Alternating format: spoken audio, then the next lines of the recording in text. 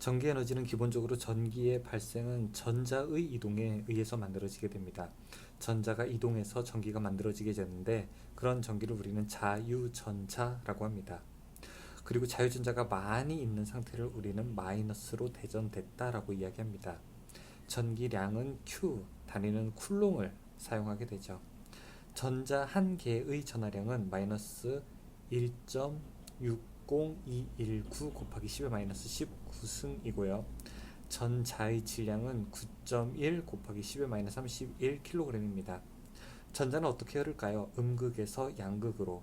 전류의 흐름은 그 반대가 됩니다. 전류, 전기량, 시간과의 관계로 I는 T분의 Q, Q는 I분의 T입니다. 직류는 시간에 따라서 극성이 불변하고 교류는 시간에 따라서 극성이 변화하게 됩니다. 전압 1. 전기량의 관계에서는 V는 Q분의 W, W는 QV가 됩니다. 기전력이라고 하는 것은 전위차를 만들어주는 힘입니다. 전위차를 만들어주는 힘이 있기 때문에 전류가 흐를 수 있죠. 저항은 로 곱하기 A분의 L로 계산하게 됩니다. 로는 고유저항, A는 면적, L은 길이입니다. 도전율은 시그마로 표시할 수 있습니다. 컨덕턴스와 저항의 관계는 서로 역수입니다. 컨덕턴스는 저항분의 1, 저항은 컨덕턴스분의 1입니다. 저항률의 역수는 도전율 또는 전도율로 나타내고요. 기호는 시그마, 단위는 모 퍼 메터. 저항률이 큰 순서대로는 납, 백금, 텅스텐, 마그네슘. 온도 상승 전에 저항을 R0라고 했을 때 온도가 1도 높아지게 되면 저항은 더 커지게 됩니다. 옴의 법칙은 전압, 전류, 저항과의 관계로서 전류는 저항에 반비례하고 전압에는 비례하게 됩니다. 직렬 합성 저항을 구할 때에는 모두 다 더하면 되고요. 병렬일 때는 분의 1 플러스 분의 1 플러스 분의 1 전체 분의 1로 계산할 수 있습니다. 합성저항 2개일 때는 두 저항의 합분의 두 저항의 곱으로 계산할 수 있고요. 3개의 합성저항일 때는 각각 합한 것분의 3개 곱을 할 수 있습니다. 저항에 걸리는 전압은 저항의 크기에 비례하게 되고요. 키르호프의 제1법칙은 전류에 대한 법칙, 이 법칙은 전압 법칙입니다. 건전지 N개를 접속했을 때는 내부 저항 곱하기 개수 플러스 외부 저항 분의 전 기전력의 개수로 곱하면 됩니다. 각종 단위로서 투자율은 헬리퍼메터, 유전율은 페라드퍼메터, 자기장은 AT 암페어 턴 퍼 메터, 전장의 세기는 볼트 퍼 메터입니다. 자기장은 암페어 턴 퍼 웨버가 되죠. 전력은 한 일을 T 시간으로 나누게 되면 되고요. 또 전력은 전압 곱하기 전류 R분의 V제곱, I제곱 R로도 나타낼 수 있습니다. 내부 저항과 외부 저항이 같을 때 최대 전력이 전달됩니다. 일마력은 746W입니다. 전력량은 어느 일정 시간 동안 전기 에너지가 한 일의 양이고 그래서 전력량 W는 P 전력 곱하기 시간이 됩니다. 단위는 와트 세크, 1kWh는 3.6 곱하기 10의 6승 줄이 됩니다. 줄의 법칙에서는 전류가 흐르면 열이 발생하는 것을 나타내고요. H는 0.24 I제곱 RT. 전압계는 병렬 접속하고요. 전류계는 직렬 접속합니다. 분류기는 전류계의 측정 범위를 넓히기 위해서 병렬로 접속하게 되고 배율기는 전압계의 측정 범위를 넓히기 위해서 직렬로 접속합니다. 휘스턴 브릿지는 대각선의 곱이 서로 같아야 되고요. 묽은 구리에 아연을 더하게 되면 구리판에서 수소기체가 발생합니다. 납축전지의 전해액은 황산과 양극 재료가 있고요. 패러데이 법칙은 전기분해에서 의해서 석출되는 물질의 양은 전해액을 통과한 총 전기량에 비례한다. 그래서 W는 KIT로 나타낼 수 있습니다. 분극작용이라고 하는 작용은 수소기체가 원인이 되고 감극제를 사용해서 예방할 수 있고요. 국부작용은 전극의 불순물이 원인이 되는데 수은 도금해서 막을 수 있습니다. 축전지 용량은 암페어 아워로 나타낼 수 있고 납축전지, 알카리 전지는 각각 용량을 표기할 수 있습니다. 재충전이 불가능한 전지는 1차 전지, 재충전이 가능한 전지는 2차 전지고요. 허용 전류는 안전하게 흘릴 수 있는 최대 전류를 나타내게 됩니다. 바리스터라고 하는 것은 이상전압에 의한 회로를 보호하는 능력이 있고요. 서미스터는 온도 보상하는 효과, 재백 효과라고 하는 것은 서로 다른 두 금속에 온도를 주었을 때 기전력이 발생하는 현상으로 열전 온도계에 사용되고, 펠티어 효과는 전류를 흘리게 되면 열의 발생 또는 흡수가 일어나는 것을 나타냅니다. 톰슨은 도체 막대기의 양 끝을 다른 온도로 유지하고 전류를 흘릴 때 발열 또는 흡열이 일어나는 현상으로서 한 개의 도체라고 하는 것이 포인트입니다. 정전 유도작용이라고 하는 것은 우리가 반대쪽의 대전체와 같은 종류의 전하가 나타나는 현상, 정전기에서 나타나는 현상이고, 정전차폐는 강자성체로 가능하게 되는데 그 강자성체의 종류가 대표적으로 니코, 철, 망으로 될 수 있죠. 쿨롱의 법칙은 힘의 세기는 거리의 제곱에 반비례하고 Q1, Q2에는 비례하고요. 유전율은 진공의 유전율에다가 비유전율을 곱합니다. 진공중 정전기력은 9 곱하기 10의 구승 R 제곱분의 Q1, Q2로 나타낼 수 있습니다. 전기력선의 특징은 양에서 음으로 가고요. 서로 교체하지 않고 등 전이면과 직교하고요. 도체의 표면에 수직으로 출입하게 됩니다. 그리고 도체의 내부에는 전기력선이 없습니다. 가우스의 정리는 전기력선의 총 수를 알 수 있고 입실론분의 Q개, 정전 용량이라고 하는 것은 Q는 CV로 나타낼 수 있습니다.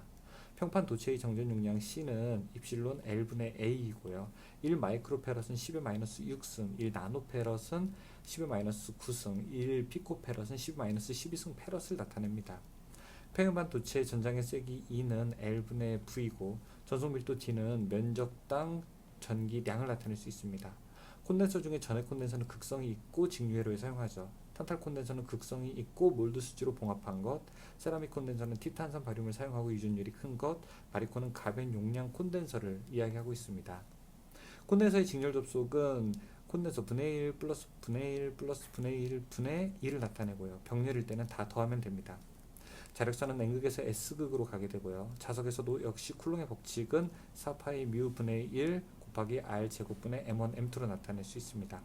자기장 H, M 자하 힘의 관계를 나타낼 때에는 F는 MH 두 개를 곱하면 되고요. 자속 밀도와 자기장의 세기 B는 UH로 나타낼 수 있습니다. 토크 T는 MH 사인 세타로 나타낼 수 있고 자기 회로와 전기 회로를 비교하게 되면은 기자력, 자속, 자기 저항은 기전력, 전류, 전기 저항, 투자율은 도전율, 자속 밀도는 전류 밀도로 나타낼 수 있습니다. 앙페르의 오르나서 법칙은 전류와 자기장의 방향을 나타내고요. 비오사르바르의 법칙은 전류와 자장의 세기, 무한약 직선 환상 솔레노이드 원형 코일일 때 각각 H는 2파이 R분의 I, 2파이 R분의 NI, 2R분의 NI로 나타낼 수 있습니다. 전자력의 크기 힘은 힘 F는 BIL 사인 세타, 평행 도체 사이에 작용하는 힘 F는 R분의 2I1 I2 곱하기 10의 마이너스 7승이고 같은 방향으로 전류가 흐를 때는 흡인력, 다른 방향으로 전류가 흐를 때는 반발력이 나타나게 됩니다. 패러데이 전자유도 법칙에서 E는 마이너스 N T분의 파이고요. 유도기전력은 마이너스 L T분의 I입니다. 자체 인덕턴스 L은 I분의 N 파이여서 L은 I에 반비례하고 N과 파이에는 비례하게 됩니다. 상호 인덕턴스 M은 K 루트 L1 L2, 코일이 가동 접속일 때는 L1 플러스 L2 플러스 EM이고요. 차동 접속일 때는 마이너스 EM이 됩니다. 코일에 축적되는 에너지 W는 2분의 1의 Li 제곱, 콘덴서에 축적되는 에너지 W는 2분의 1의 CV 제곱, 그런데 CV 제곱은 2분의 1 QV와 같습니다. 각속도에서 오메가는 2파이 F고요. 주기에서는 1사이클의 변화에 필요한 시간을 나타내죠. 주파수는 1초 동안에 반복되는 사이클의 수를 나타내고 단위는 헤르츠로 나타낼 수 있습니다. 시류값과 최대값의 관계에서는 최대값을 곱하기 0.707이 시류값, 그 다음에 최대값을 곱하기 0.637이 평균값입니다. 복소수는 루트하고 실수부의 제곱 플러스 허수부의 제곱으로 나타낼 수 있고, 만약에 실수 허수가 각각 3, 4일 때는 3, 4일 때는 크기는 5, 그 다음에 8, 6일 때 크기는 10이 되죠. 저항만의 회로에서 전압과 전류가 동상이 되고요. 인덕턴스만의 회로에서는 전류가 더 뒤지는 지상회로, 전용 용량만의 회로에서는 전류가 앞서는 진상회로가 됩니다. 유도 리액턴스는 XL은 오메가 L이고 2파이 FL, 용량 리액턴스는 XC는 오메가 C분의 1이고 2파이 FC로 나타낼 수 있죠. RLC 직렬 합성 임피던스는 루트 R제곱 플러스 XL-XC의 제곱, 그 다음에 직렬 공진에서는 임피던스가 최소가 되고 전류가 최대가 되는 장점이 있고요. 병렬은 그 반대로서 임피던스가 최대가 되고 전류가 최소가 됩니다. 직렬 공진 주파수 X는 XL-XC가 같아야 되는 거고, 이 식을 전개하게 되면 공진 주파수 F는 2파이 루트 LC분의 2일이 됩니다. 비상전력은 전압에다가 전류를 곱하고 단위는 볼트 암페어, 유효전력은 VI 코사인 세타이고 단위는 와트, 무효전력은 VI 사인 세타이고 단위는 바로로 나타냅니다. 역률 P는 비상전력분의 유효전력이고 VI분의 VI 코사인 세타가 돼서 코사인 세타가 되고요. 전력용 콘덴서는 부하와 병렬로 결선하여 역률을 계산하는 용도로 사용하게 됩니다. Y결선과 상전압과 성간전압의 관계에서는 Y결선에서는 선전류와 상전류가 같고 성간전압이 상전압보다 루트 3배 크고요. 델타결선에서는 성간전압과 상전압이 같고 선전류가 상전류보다 루트 3배 큽니다. Y델타 등가 임피던스 변환을 할 때에는 y에다가 세배를 해야지 델타와 같게 되고요. 삼성교류의 전력은 P는 루트 3 VI 코사인 세타가 되고 우리가 단상일 때는 VI 코사인 세타가 됩니다. 이 전력계법에서는 두 개의 전력계의 값을 합친 것이 전체 전력이 됩니다. 비사인파는 직류분, 기본파, 고조파로 되어 있고 이런 것들을 우리가 풀이의 분석이라고 나타내게 됩니다. 비사인파의 시료값은 따라서 각 파형의 시료값의 제곱을 더한 것을 루트 씌우게 되고요. 외형률이라고 하는 것은 기본파의 시료값분의 전 고조파의 시료값, 파형률은 형효균, 파고율은 고대효로 나타낼 수 있습니다. 구형파에서는 파형률과 파고율 모두 다 1이고요. 무수하게 많은 주파수의 합성으로 만들어지게 됩니다.